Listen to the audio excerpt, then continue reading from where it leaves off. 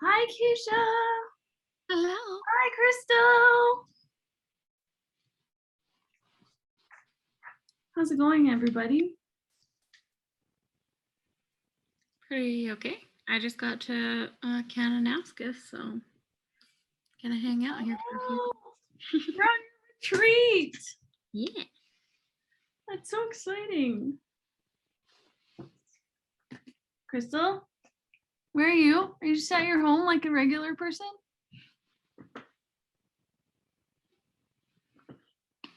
Oh, she's connecting.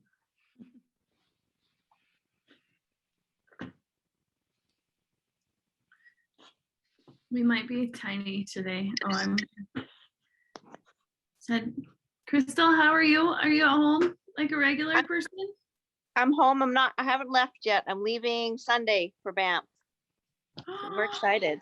Yes. What the heck? No kids? For your ski retreat? Yes. Yes. That's so exciting. Yeah, we're excited. Our home hill closed down this year, that it's not opening. So we go to the mountains maybe 4 times a year. So we're pretty excited to go. Yeah, I bet. I'm such a badass decision. Yeah. You're like, oh, my fun counts, everybody. I know. It feels good. That's awesome. Yeah. I'm just gonna text Nikki because she's always like, why don't you remind me? Like my kids are happy that we're leaving, which is good too. Yeah. Are they old enough to stay on their own? Yeah, 17 and 14. Oh, awesome. Yeah, so they can do chores and dogs and horses and stuff too. So you know what? Sometimes that is such a gift. I have a brother that's 2 years younger than me and then one that's 4 years younger than me. And I can tell you exactly the time where me and the just younger brother got along for more than one day in a row in our whole lives. And it was the first time my parents left with like me being in charge because I could drive. They were gone for a week and it was just us. And it was like, honestly, the first time that we ever got along. And I was like, you know what? Sometimes great things can happen from parents being like, we're doing our own thing. Good luck. Yeah, they'll be good. If not, hopefully we don't know. Hi, Caitlin. How are you?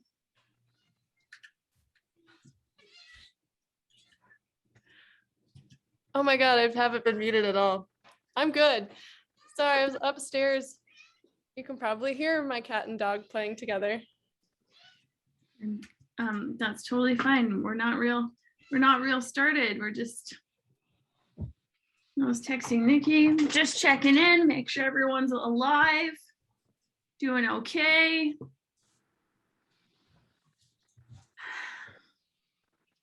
What else are we going to tell you? Oh, Caitlin, this is a real question I have for you, and maybe you guys know the answer to this too.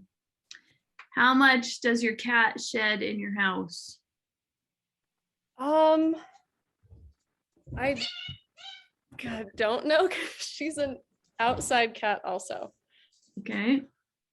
Yeah, that's a situation I'm interested in. It's okay. Like there isn't cat hair over all of your possessions? No, you guys want a tour of my house? So well, we can't see you. Oh, you know that. Okay. Like look at that cat, massive cat. She has her own cat tower, and most of her hair stays up there where she lords over the world. Love it. And like the bed that she sleeps on, there's kind of like an area where you can totally tell that that's where she lays.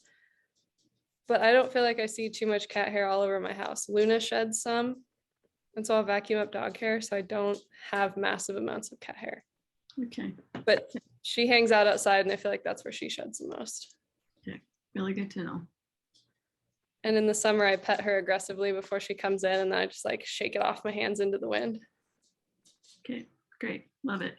Really. If you're thinking about getting a cat. Sounds like a real manageable practice. Yeah. Okay, Nikki just said she's logging on. Anything else? Anything else going on, everybody? Oh, look at those cute shelves in your house, Caitlin.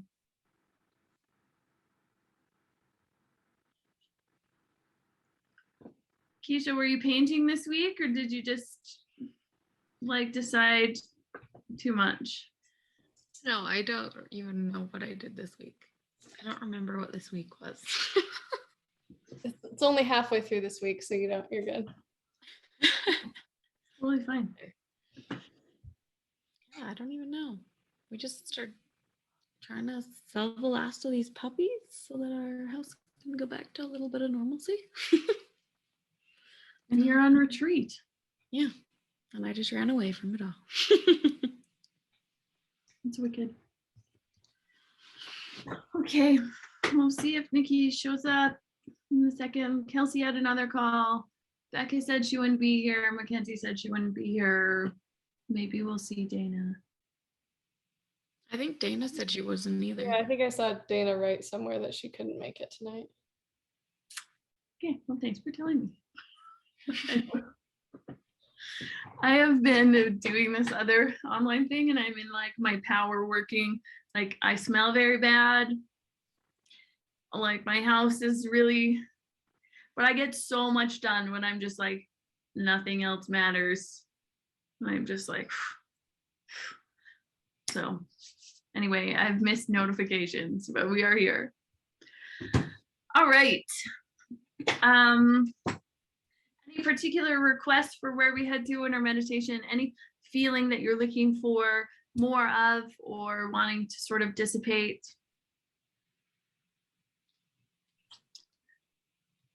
Feels like starting teaching a yoga class where I'm like, do we have any requests? You got hamstrings of the soul that need attention?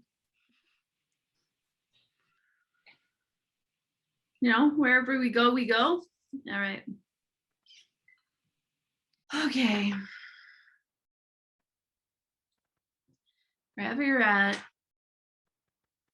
just start to let the vibrations of the energetics of your body still and quiet. Lengthening exhales, letting those inhales sink deeply into your core.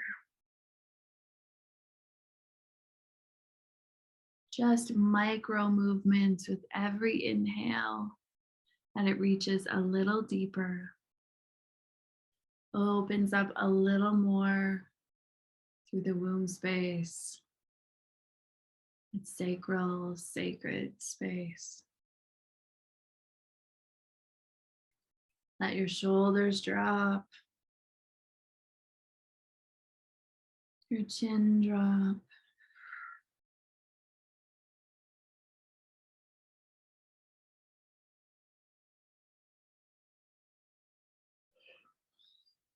Give yourself any movement that you need as you sink in. If there's any stuckness in your body that is requesting release.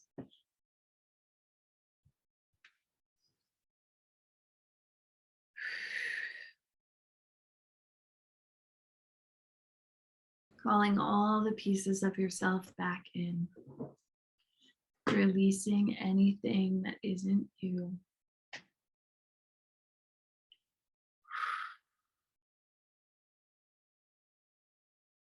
And on your next few breaths, just imagine breathing up into your root, drawing in that power through the base of your energy body. Drawing up groundedness, ancient energy from the earth. And letting this continue to expand those lower energy centers.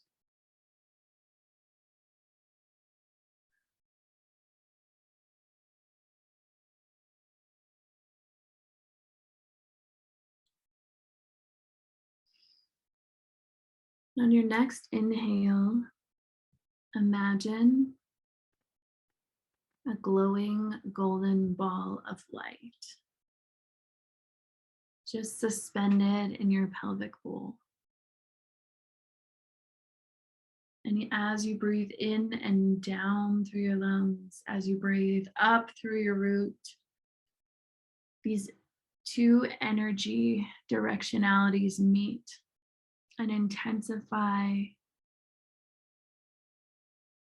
and enlarge in this golden ball of light.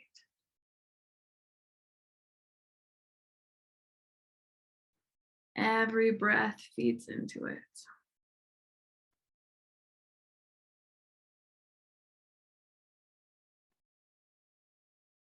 And as you continue to breathe, imagine this golden energy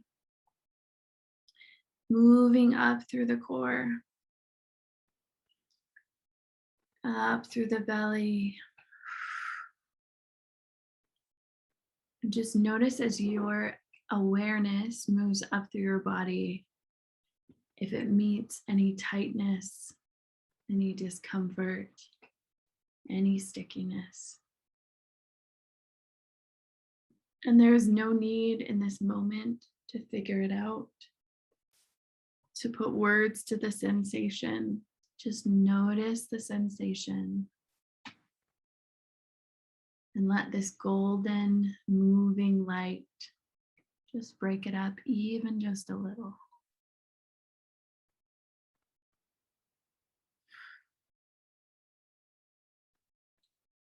This golden light move up through the lungs.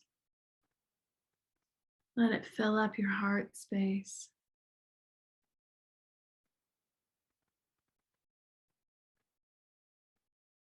Let it melt and move out like honey through your arms. Drip down into your legs. Breathe it up into your throat.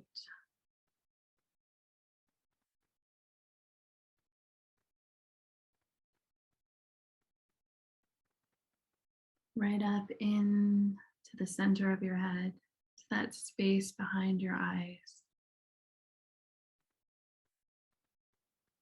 And even just for this moment, if this golden light meets any stories, any tensions through the day, any voices that have whispered that you're not enough, that you haven't done enough, any shoulds, any density,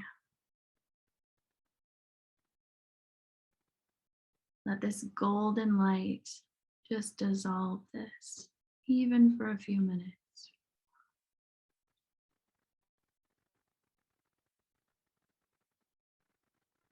And just give yourself a few breaths of radiance, of rest, in the remembrance, the brilliance of your own soul.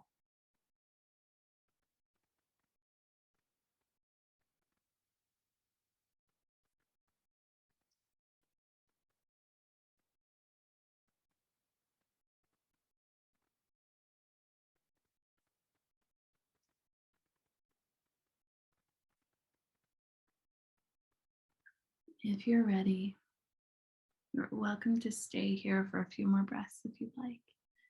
If you're ready, just imagine the room around you.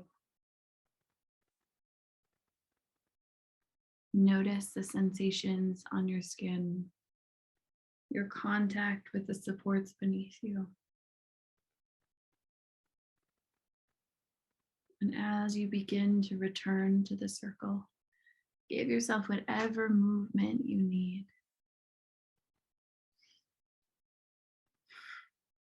And when you're ready, re-emerge, open your eyes, and join us.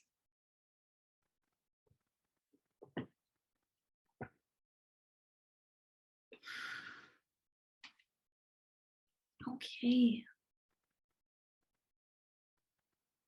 I'm so excited to sit with you today, to hear how things have been going. We had a pivot to an integration week this week. I was just feeling like everybody needed a second to catch their breath and catch up. And also, I kind of felt like we only had a couple weeks left, and I was like, it's just going too fast. We're not going to be done, but we'll be done, but we won't be done. So anyway, I made an executive decision that we could take a breath and meet here and talk about what's been going on this week, but also what's been going on over the arc of our time together and where we're at whatever level, whatever that means. And next week we'll be back into material. So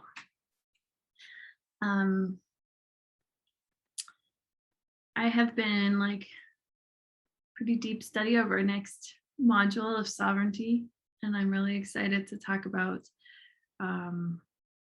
what that can mean for us. I think it's like just this beautiful potential energy that collectively as women we haven't tapped into very much, because we've taken like generations, centuries, millennia of having just like a little less power. And when we really claim all that we have access to, it's really exciting. So I wanted to come at that with a little more freshness.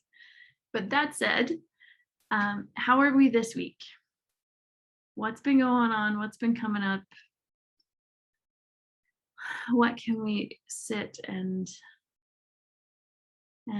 look into? Is there anybody that has something on their heart to go first?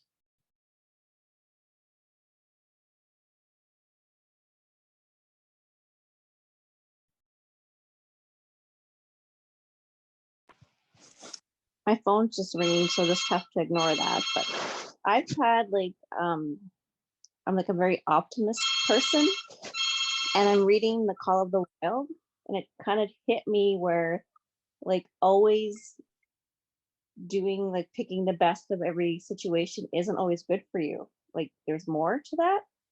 So I've been really trying to give more space to like, because before I would just be like let the feelings go, like, but where like how do you just keep bouncing it off? So giving more space to feeling the feelings and then letting them go. Or and in everyday life, like I hike every morning and I would just stay on my path and like have my eyes down because it's lots of snow, like to stay where I know is safe. But I'm trying to like, lift my head up and look around and soak up the sun and notice notice more things. And I really feel like lots of little things I see way more. Like driving to work the other day, I seen this big oak tree that I see every day, but never really seen it. And like, stuff like that, I've really noticed that I'm changing. That's awesome. I love how she talks about that. Have you gotten to the part where she talks about like pendulating between them and kind of expanding our range? Yes. I noticed that too, because I feel like I've always like been tried to be the like, okay, but it's fine because, and just this morning I was doing a class where we had to like really sink into the deep story stuff. And I know like I could feel myself getting to a level where I was like, oh no, we're passing the like, it's fine because level. And we got into like a deeper one and I wrote it out and I was like, this is not positive. And then we did some work with that story and like really breathed some space into it.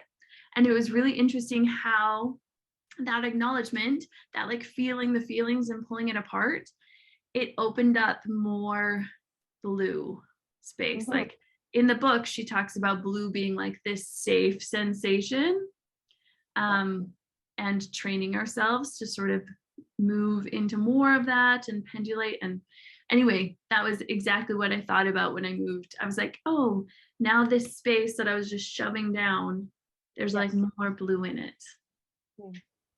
Very cool. I always felt like there was something missing, like try to find the bright side of everything, but sometimes there's no bright side, and then what do you do with that? Yeah, and sometimes we like get all full, like we're full of all this not bright side, but we're trying to be like, but it's good, it's all good, and then we just like overflow. And we're like, I don't know why that was happening. I was thinking so positively about it. Yeah. Yeah, that's awesome. feel like I found a missing piece that I just couldn't find, but that happened this week, which feels good. Oh, I'm gonna write that down. I feel like I found a missing piece. I did. That is such joyful news. Joyful news in the feeling, the uncomfortable feelings. And I've done a lot of like personal growth the last maybe 2 years because I was a farm girl, always raised to be tough. Yeah. And I'm 42, so when I turned 40, realized that being tough is not tough. Vulnerable is being tough. So yeah, changed my life. Yes. Yes. I agree. That is a similar realization was one of the big turning points really of my whole life and how I am in the world. For sure. Yeah. Thank you, Crystal. Thank you. We just all celebrate and see you.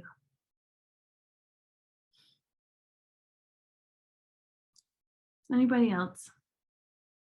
It can be joyful or devastating. It's all fine here.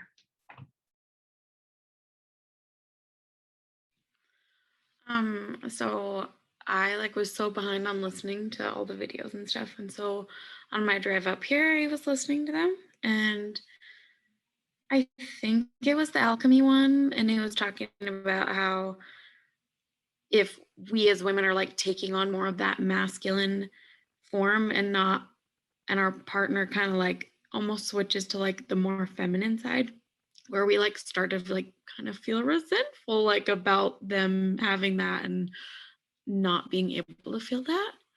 And that was just like a really interesting way for me to like think about uh the dynamic of my relationship right now. So I mean, that's definitely in my notes of things I'm hoping to work on this week while I get to be away. Mm-hmm. It just keep blowing up. And I was talking to Kara the other day, because she's kind of who led me to Christy, and I was just visiting with her, and she was just like, "But like, how are you?" And I was just like, "I don't know." And she's like, "I don't want to make you cry right now, but I just want to make sure you're okay." Anyways, until she was sending me some stuff that she's kind of learned from you, and then she sent me this podcast that was about your problem is your portal to growth, and it was so good, and you guys should all listen to it because it was wonderful. And I lost my train of thought, but there was something great in it that I was thinking about. You're talking about like we keep blowing up, and Kara asked you how you were doing. Yeah, and it's just like this weird energy where it was about like the men being like insecure about us growing. Mm-hmm. And I realized like that was such a big reason why we had this like most recent blow up was he was like explaining something to the kids, and I just kind of like snickered to myself because I just thought it was a funny way that he was explaining it. Like I didn't think anything of it. Like I just to myself just kind of giggled, but he took a lot of offense to that, and it like turned into like a full day issue where then he was like, "Well, okay, then you explain it if you like think you're so smart and blah blah blah." And I'm like, "I'm not gonna do that to just appease you." And it just like made me realize like how much of an issue it's causing for me to be progressing and him to not be. Mm-hmm.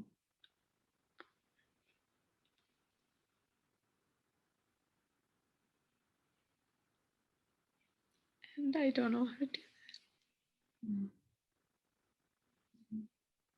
because I don't want to stick in the stagnant. I don't know how to explain that, I guess, to him and like encourage him to be growing too.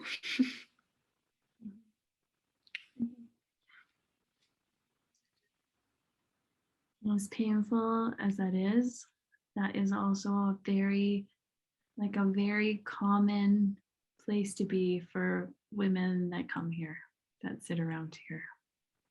So, and it's a really courageous place to be, because there's probably 3.5 years ago, when I was just in a really nice stable time of my life, I decided my mantra was like growth over comfort.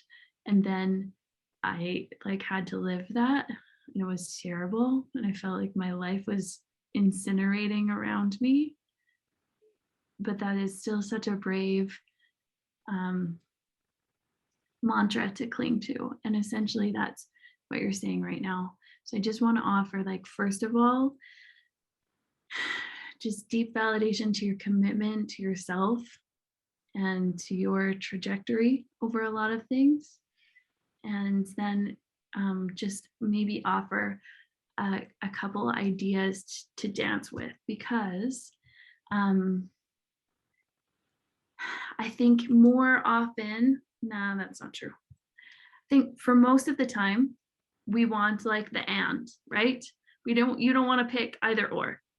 You don't have to pick me or my relationship, right? Mm-hmm. Most of the time we're like, oh, I want both. It's just great. I believe in the both as much as possible, that we do the both and the all as much as we can in life. And so I think there's two really powerful ideas to work with. And a lot of that is in the energy of your body. Essentially, that's what we've been playing with throughout our weeks together, right? Of learning how to, Crystal was talking about in leaning into her vulnerability, she's expanding her energetic range, essentially. Whereas before, we'd be like, I can be a tough farm girl, and that's I got that down, but outside of, and so a lot of what we're doing here is expanding that range and our agility, our ability to move around through it. And particularly for our time here, we're moving into having more range in our feminine energetics. Yeah, stay with me. I'm coming back. And so in relationships too, so much of what we are bringing to them, what we are dancing with, is not necessarily the words that we're saying, or even our rational communication. It's the energetics, how we are being in them, right? Mm-hmm. And I think the two most powerful ideas that I have found, and a lot of my clients dealing with the very same thing, is to answer that question of I don't know how to bring him with me. I don't want him to leave him in the dust, but that's what's happening, but I don't know how to bring him. And that can change in every moment, and there's no words to say that are going to work for everybody's relationship. But the idea of just close your eyes for a second, and how would it feel to be the invitation, to embody the invitation? And that feels differently than the demand or the request. That feels like there's space there, there's openness, right? Mm-hmm. And it doesn't mean that you're moving down and being I'll boost you up there, honey. You're still staying where you want to be, but embodying the invitation, being with the longing of ooh, I wish we could be here together. Mm-hmm. And those are really in that deep feminine power place where if you're coming back to that standard in some of those communications of being the invitation, that feels that would feel different to receive, right? Mm-hmm. And then the other one is, which I talked probably extensively because it's the whole thing in that video, is what does love ask of me? And sometimes love makes you stay on your position on the mountain. Be like, no, this is like the standard of like love that I will accept in my life. But also it like really cuts to the quick underneath all the ego stuff, you know, where we're right, but it's not that helpful sometimes. Like love sounds like, there's a line that I feel like has been very helpful. It usually sounds like this. It's getting really chippy in here. What do you need so that we're not chippy anymore? What do you need? So like, and that really cuts beneath like who's right and who meant anything by whatever. Anyway, it requires like that question of what does love require of me. It requires us to stand in our power, to have like the strength of vulnerability, to not compromise on like love and connection and relationship, but also to give up the ways that anything else might be standing in the way. Both those ideas were not intended as like whole cloth advice, because that is a very delicate road to navigate. And if I knew all the answers, if I had a little course to it, I could probably make millions of dollars, because it's like a whole thing, and it requires someone else to make a choice, and it requires us to realize that we can't always control what that looks like. And it requires us to really connect to our deep voice and do that like moment by moment, because there's nothing that gets us like wound up like our person, like nothing in the whole world. And so to connect, to have that energetic agility to connect underneath amidst all of that. So my job here is really about using all of it as a practice, which if you can like reconnect to love, reconnect to yourself in those moments where emotions are high, that's like the masterclass. That's like your postdoctoral fellowship of your own mastering your own energetics, because it is not easy. So I also really want to validate that as well.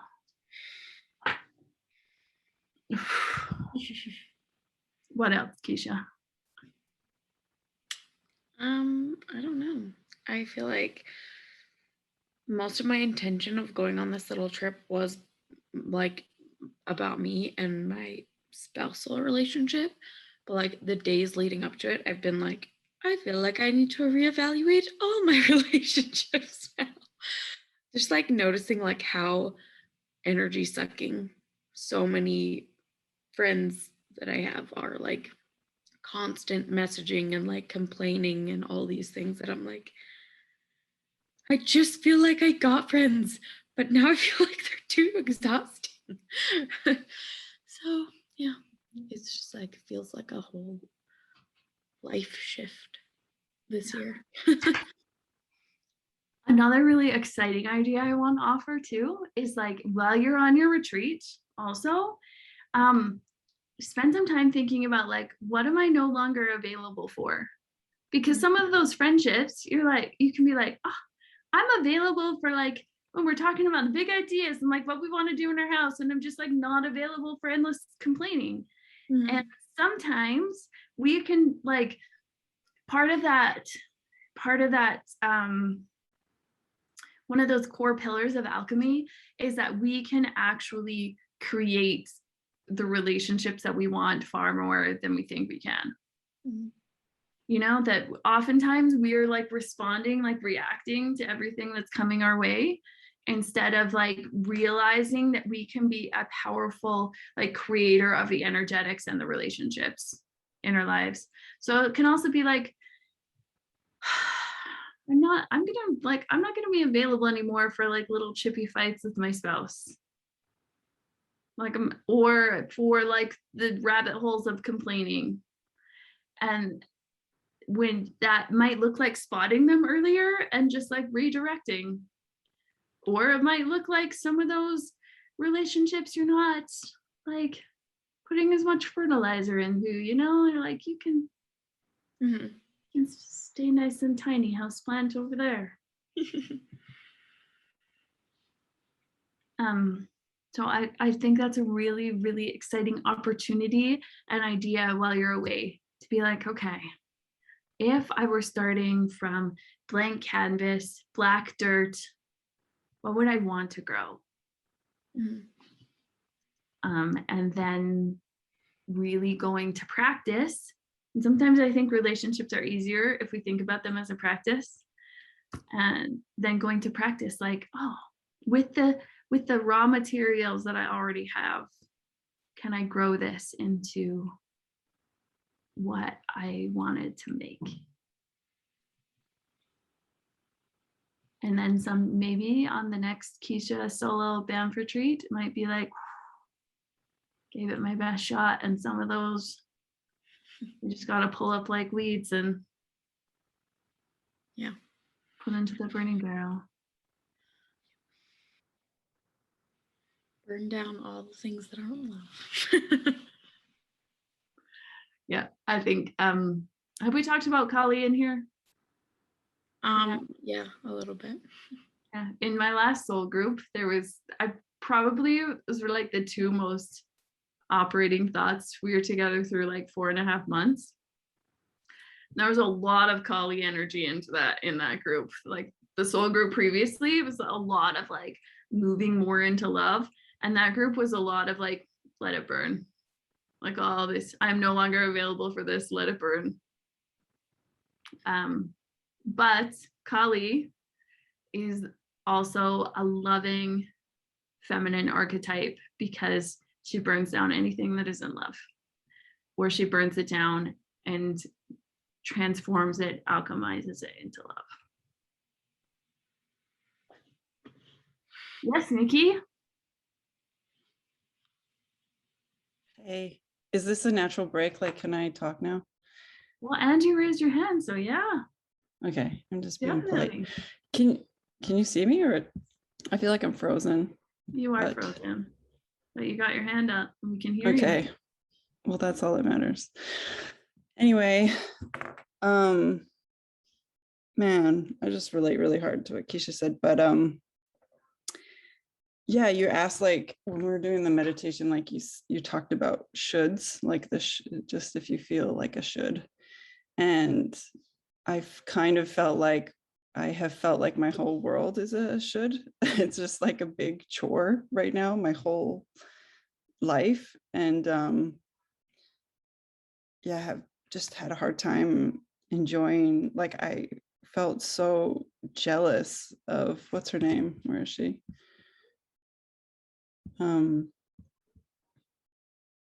Crystal, and just like she's like, oh, I just have a hard time thinking bad thoughts, and I'm like, or just like feeling negative thoughts. I'm like, oh man, that sounds great. Like, sign me up for just never thinking another negative thought or feeling those negative feelings. I feel like I'm just oversensitive, and I'm just feeling all of those feelings. And I just can't catch up, like that idea, like you said, of just being able to have power to create your life. Like, I believe that so deeply, and I just can't. It just feels like I'm just chasing like a rabbit that I just cannot actually catch. And I just get like a glimpse of my like powerful self sometimes, and most of the time I just live in this like slave labor chore life where I just don't even have time to enjoy it. Like, it's just like this course, like I just want to be able to enjoy it, and my life is just all consuming. I don't even get to catch up on the things. And someone found out I spoke Spanish the other day, and they're like, oh, are you teaching your kids Spanish? And I just like laughed so very hard, because I'm like, I'm just like, I just need to wash my kids' hair. Like I need to put the laundry away. Like, I don't have time to teach my kids Spanish. Like, wow, that would be cool if I had like a plan and could like teach my kids some Spanish. But I just feel like I'm at everyone's disposal. And so I decided that I was gonna reevaluate some of my boundaries, like even with my family, even with my kids, and decide how to have more time and energy to make some plans and to fuel myself, because I just feel completely depleted. Yeah, anyway, so those are my thoughts and feelings. But like I also know like I'm just in winter in my life. This is a very hard part. And I feel it's just been one of those really long like Winterfell winters, where it's just like it lasts forever. So I just like, it's like I need spring, and I'm just annoyed that spring's not here yet, and I'm like blaming spring for just being out of reach. But you want a snack? Sorry, yep, just a minute. My life. Anyway, yeah, like this morning, like I love my husband, he works really hard, but he has a lot on his plate as well, but he makes himself breakfast every morning, which is great, but he leaves every single thing he touches out. Everything, including things like, oh, I used all the almond milk. I'm like, hey, remember how there's like a recycling bin right there that you could just put that in? And it's fine. And I just clean up his breakfast every day. But this morning I was just like, hey, instead of feeling like you have to clean up the kitchen for an hour, how about you just ask him if you could just clean up his breakfast just a little bit? And he got so mad. He was just really annoyed, because I know he has a lot. He's trying to get out the door. And I was just like, hey, could you just like put the things that are recyclable in the recycling bin? But then I was just like, I felt like, Mommy, I want. Okay. I want. Sorry, I need snack alert. Hold on one second. I wish we could see you, Nikki. Refresh yourself.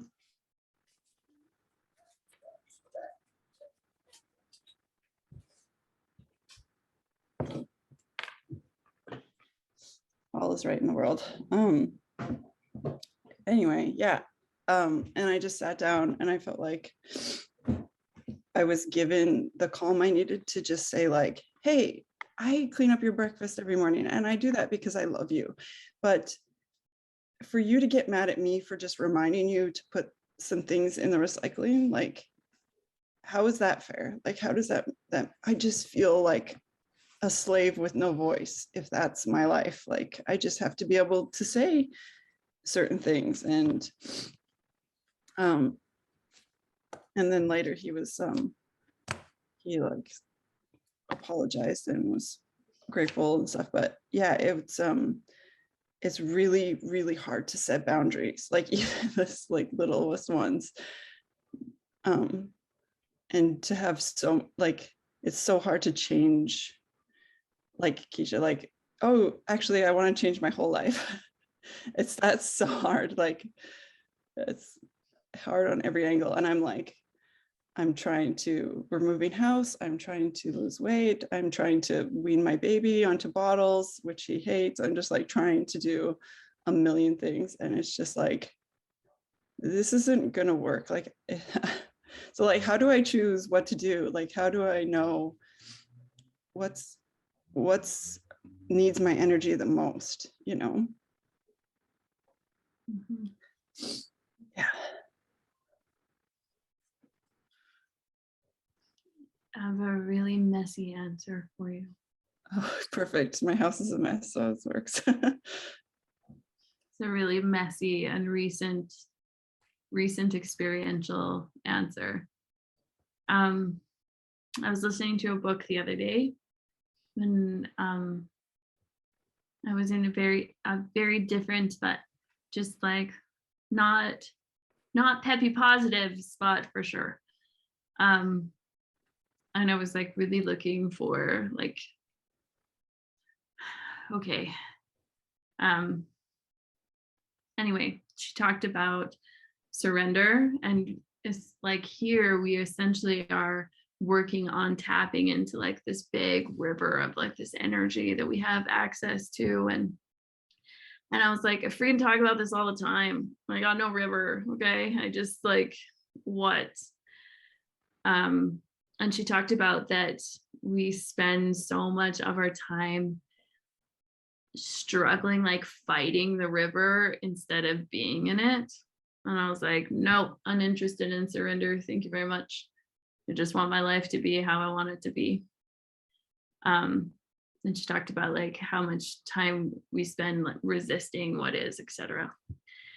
Anyway, so for me, that looked like right after spending an hour,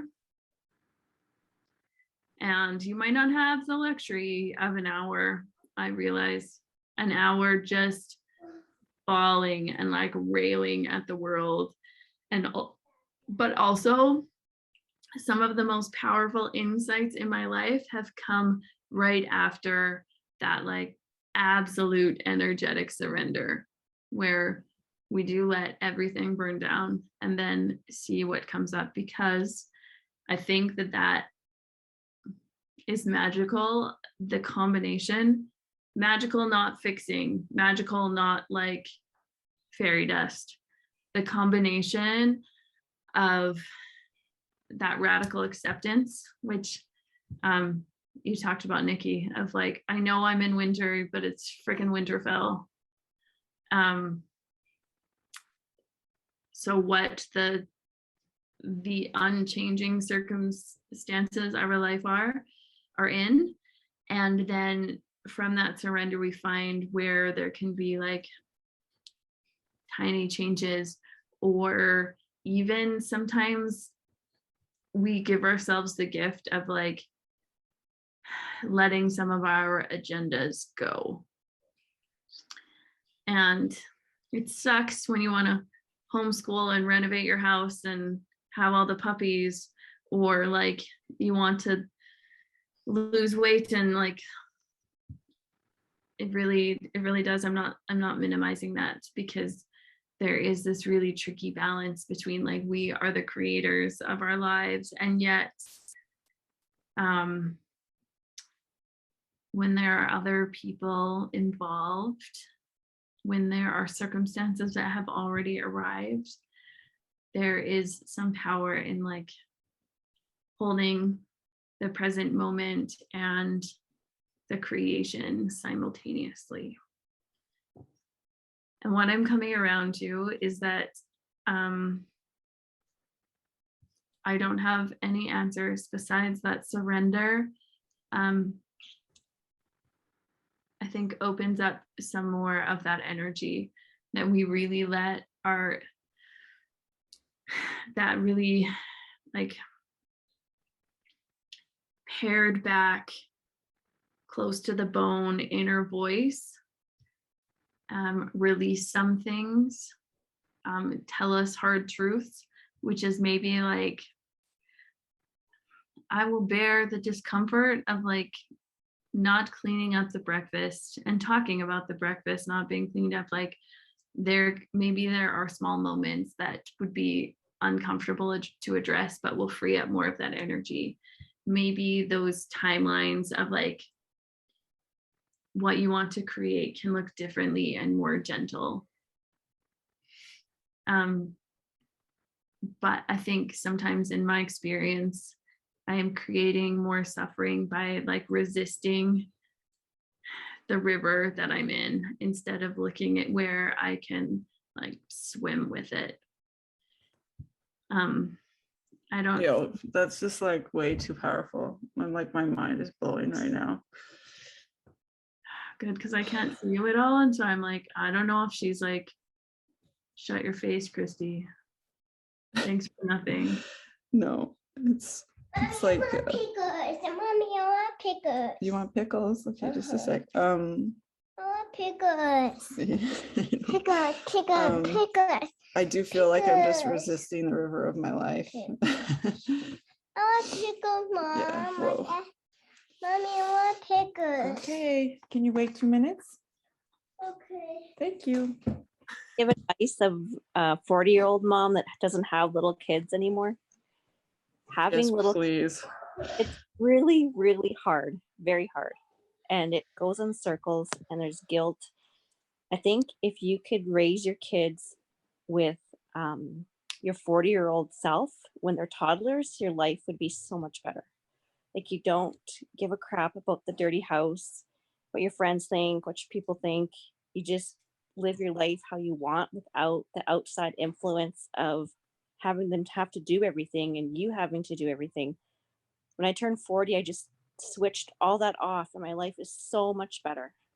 Yeah. No, that's exactly what. It's so hard though, because you just don't even get a minute to go to the bathroom by yourself. But it does end. It does change quicker than you think. Yeah. No, that's really good advice because I do like, I feel like that's just a powerful thought in general, you know, just live your life Mommy, I want according pickles. to how you want to. Yeah. And not I think worry about.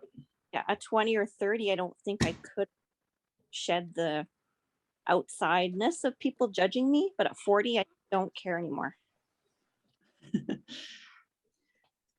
That's solid. And I- all of a sudden, you have a 17-year-old and you don't know where he came from. Too big for the baby. can't wait till Nikki has a 17-year-old. Oh my gosh. I already do have a We'll be 17-year-old. best. We'll be best friends. Mommy, I just see your finger. There is this Oh, one of I think the most Mommy, life-changing out. books I ever read is by Janine Roth. It's called Women, Food, and God. And essentially her whole thing is like everything we do is like everything we do. And it was like just such a deep book. And she talked about, I was listening to her on something else, and she talked about how where we get into this place where we're like, I have to lose 30 pounds in like 3 weeks. Maybe some of you have never been there, that's fine. But when we get to this place where we're like, there is urgency and like, I will eat 900 calories a day and work out for 2 hours, like whatever crazy plan we get to, that we tighten up so much energy in the idea that like how our body is in this moment is unacceptable. And that's where we get like this real tightening, this real clench about how we need to change everything in this moment. Whereas when we accept like, oh, hey, in this moment, maybe all my pants don't fit me, but like, I'm not a like disgusting being, where we like loosen up all that energy, we have so much more to like nurture ourselves to move in this like reasonable, methodical way when we just accept like, oh, I only got some sweatpants that fit me right now, but I'm still like, and tomorrow I'm gonna do a little better and I'm gonna stop eating so much ice cream, or like whatever it is when we free up all that energy and just like that tightening around our life being untenable and accepting our body as it is, as she talked about it in her case, then sometimes we can make those like really those changes that are more loving to ourselves, that are more like gradual and gentle. And we lose the frustration and the ultimate disappointment of thinking that we have to change all of it in 3 weeks, whatever it is. And I think that sometimes can be very applicable to just our lives in general.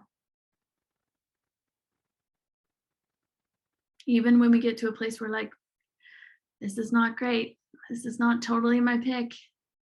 And when we look at those stories where we're blaming ourselves for getting here, we're blaming everybody else instead of like, this is what is. I would like to be over here. What like small, loving, nurturing changes can I make to get there? Is a far different process. Like, I really like how you talked about like the burning it down. Like, just, I desperately feel like I need to feel something because you just get so used to just like on to the next thing, on to the next thing, on to the next thing without actually just like, I feel like I have like just a well of like emotion that just needs to be, I don't know how to get rid of it though. Like, even when I'm like running, like I feel better after that, but it's not like the same. Like, I still feel like, I don't know. I think I just need to scream and cry and throw something. Yes. Yes. That's exactly what I'm saying. Yes. And like that connects to what Crystal was saying. That connects to like, we get in this, like, notice how often, whatever the circumstances in your life, you get into like, I shouldn't feel like this. I shouldn't feel like this. And we just tighten everything up around that. Like, I just ran, I shouldn't feel like this. Instead of like realizing the absolute volume of like energy and emotion that you're taking in all day, especially like Nick, when you think about how much you're holding for everybody, and to just think like, well, I got to take a shower by myself. I shouldn't feel like this. Like, no. And oftentimes when we really set a container, like when I get to a place where I'm like, my whole life is terrible. It will take me like a month to like untangle all of this. Sometimes like in the swamping, like sometimes we like get that taken care of in 12 minutes. Sometimes, I will never, I don't have this, but mark my words, I ever have small children, I will. Like the big plastic baseball bat, we're just like beating our bed and crying, like, and taking 20 minutes, putting on a show and like giving ourselves the actual container to feel through all of it and like move that emotion so that we can get down to the bedrock of like that voice that actually has direction and wisdom instead of that churn of I want, instead of like, ooh, I will, here's a space, this is where I can make this change, here's a moment. Like those points of view are very different places, and I think we have to move all those layers over top to get down to it. And it's messy and it's ugly every time, I think, mostly. I just need to get ugly, I think. So Yes. I'll just work on that. Yes. Yes. Yeah. And I think part of that surrender is like really giving ourselves the space to say like, it doesn't matter if this should be hard or if it shouldn't be hard or if it would be hard for somebody else or whatever. Like we give ourselves the permission to be like, in this moment, this feels like too much. It is like, I hate it. And to actually express that and move it through our body.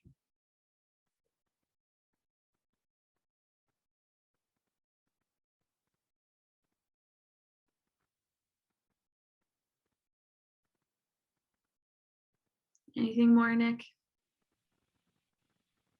Are you getting pickles? No, you solved all my problems. I did go get pickles, but this is the grossest thing ever. You know what she likes on her pickles? She just wants to eat, like she just wants mayo on top of her pickle. Yeah. But I actually tried it and it's not bad. So anyway. But, also, she's a raccoon. She is a raccoon. That's who she is. She's a trash panda, small human. Yeah, no, you're right. You're the best because yeah. Even when you said like, oh, I should be fine. I took a shower by myself. Literally had that thought yesterday where I was like, why isn't my day good? Like I showered by myself. This should be the best day ever. Oh yeah. Like how good does it feel? Like the other day, my mom was like, oh, you've had like a lot to carry. And I'm like, oh, like we are so afraid of our giving ourselves acknowledgement of like, oh, this is really hard. We like get way more stuck into like, I should be fine. Instead of like letting all of those layers move through us of like, this is hard for me. Period. Yeah. And move it. Yeah. It's also just hard when I feel like I'm trying to like be strong so like Morgan doesn't think I'm a waste of space or something. Or I just, he comes home and how's your day? I'm like, ah, take that one. Like, it's just like so hard to not feel like he comes home to like this hot, not so hot mess every day. But yeah, anyway, I'm not going to focus on that. I'm just going to burn it down. I'm just going to burn Every day. the shit down. It's happening. Every day. I'm not joking. Every day, like, and we just don't get intentional about it, and then we get leaky. That's the whole thing, right? Is that we don't get intentional, and then we're like, we send it at people, like blame people. Wait, you're supposed to burn it down every day? Yeah, if you need to. We burn it every day. Okay, Burn it hold every on. day. Changing my notes here. Every day. Okay. Like, and this is not me homework checking because I don't do that. And you already said, oh, you have time to watch any of the things. You didn't sound like that. That was exaggeration. But did you look at like the swamping? Oh, activity? yes. Okay. The swamping is the one that I embrace the most. Sweet. Literally. And I just, for a while, I wanted to change its name because I just didn't like the name swamping, but it is actually swamping. When you're swamping, you're like, okay, it is swamping. I know, and then you can get all swamp monstery. Like, yeah. I agree. If it had a pretty name, it would just be dumb. It would be so dumb. Yes, because you got to get uglier. We got to get messier and let ourselves like be into that. That's how we burn it down. But I think that can be a daily practice. And I just want to offer one more idea, okay? But this is not a homework. I gotta go pick up Ollie. Okay. Is that you can also play, like we're talking about playing through the range of our energetic agility too, is that you can play in like changing that in circumstances. Like, oh, maybe you go like, you clear some of that out and then you're like, ooh, I'm just gonna like, I don't have to actually feel like this, but I'm like gonna play in this energy when Morgan comes home. And this is a far cry from like, oh, I'm getting dressed up, like whatever, but using it as a personal practice to just like, ooh, what do I need to move so that I could like be this different form at some point during my day, not every day, and like you be however you are. So that's not but sometimes I think that is a really cool interior exercise to just like look at how we can change our state. Yeah. Sometimes some mascara really can just make you feel better, and then you just put on your big girl pants and you just get on. Yeah. Sometimes I have noticed how like just deciding to change that state for like an interaction or something like that has been also a practice that like helps me. Whereas sometimes if I'm just like power working, I will stay just a puddle of in the surrender and all the big feelings. And sometimes it is powerful to remember that we can like move in and out of that, even if we're just using it as an energetic practice and we don't feel like it all the way. Whoa, yeah, that's really cool. Like that thought. All right, I have to go pick up Ollie, but I love you girls. I'm really glad I got to come and listen to you. You're so wise. You're just the wisest. Okay. Give him a hug for me. I will. Bye. Okay, anything more before we go? We got time, but Caitlin, you go. Yeah, like I feel like I have to recommend the book Queen's Code. If you guys haven't read it, Christy, have you? It's so good. Yeah, I feel like that plays really well with energy, but then having the how-to conversations. It's kind of, the story is kind of like a practical guide of how to have the feminine conversations that keep you in that loving energy and get the point across and have stable dynamics with the man, the partner who you're with, that don't upset that balance, and then kind of get the results you want. I'm like probably not explaining this very well, but it was a game changer of a book for me. It's like a how-to guide, but it's told as a story of this woman who's a corporate job, so very masculine energy, who can't date, just struggling to find a guy. And then her grandma teaching her this like age-old wisdom that's been passed down in the family for like 500 years. And there's another friend that's who's in a relationship. So you get this two stories that's going on of like starting a relationship and being in one and improving it through essentially staying in your feminine energy, but having very good conversations. And it's phenomenal. I think worth a read or a listen to, because I feel like it's very much applicable here, but I probably did it no justice. You did it fantastic justice. And yes, we should, Keisha, if you want to put that podcast in our group thing, and Caitlin, if you want to add that in the group thing. But one, I actually have listened to a lot of workshops by Alison Armstrong. That's the author of the book. And when I first heard about it, I was like, no, like I am doing my own growth. And if someone can just like catch up, that is too bad for them. And it really did change how I was looking at like the response I was eliciting in other people. Like sometimes we conflate that we can be in our masculine with like this power, but we don't create room for somebody else. And when we look at it as like we can move through all these energetics, like that we can be like really masculine at work and then we can like move into somewhere else. It is actually like very powerful and really grounded. And she, if you ever listen to the author, she just has like this super high IQ voice. And I was just like, what am I doing here? Like, this is not, but she is like very, very practical. And she kind of, all of her work has been studying men and like their archetypal journey and their movement through. So when we look at it as like, we are actually embodying the invitation for someone else to express like their fullness. We're embodying the invitation for them to like meet us, where we can like have these complementary energies. It is like very powerful. Yes. Thank you for bringing that up. And very grounded, like more practical. She's not always talking about like Kali and divine feminine, but like, oh, this conversation can sound like this. And yeah, I don't remember if she really actually mentions feminine or masculine energy in that book, but it's like very much an underlying thing the entire time. Yeah, if you look at it from that framework, it makes so much more sense. And for me, it was like way less annoying because I didn't feel like someone was trying to tell me, so like, put on a dress when my cousin's husband came home, or like whatever. Yeah. Like I needed that energetic framework to not be annoyed by it. Yeah, if you don't have the energetic framework, it comes off as very like 1950s. It's like, yes. Not this girl. Yeah, exactly.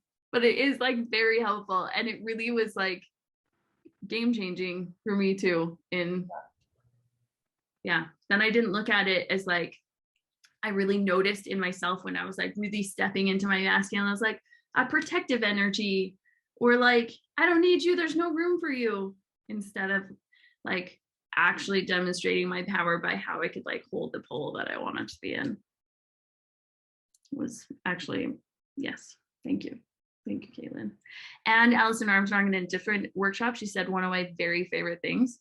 Someone was asking her like, I feel like I am really high maintenance in relationships. And me, I'm like, there are a lot of ways that I'm not high maintenance, but relationally, I am high maintenance. Like, I want anything's like cleared out. And Alison Armstrong said, you can be high maintenance if you're high performance. Like, you treat a Ferrari differently than you treat a Honda Accord. And I was like, you are right. I am a Ferrari. And I will be high performance, but also high maintenance sometimes. That's now my new favorite quote. No. I know. And I am very high maintenance so that I can be low maintenance. Like, I just want any of those stickiness things clear it out right away so that we can just stay at high performance. There's a check engine light on, I'm taking care of it. Unlike my actual Honda Accord that has like 3 lights on right now. And I'm like, it's probably fine. Oh my goodness. Okay, anything more for us today? We need to stick with. You okay? Caitlin, anything coming up for you? If anybody has to go, I can still stay. I think we're good. Okay. All right. Okay, well, just drop into me if you need anything.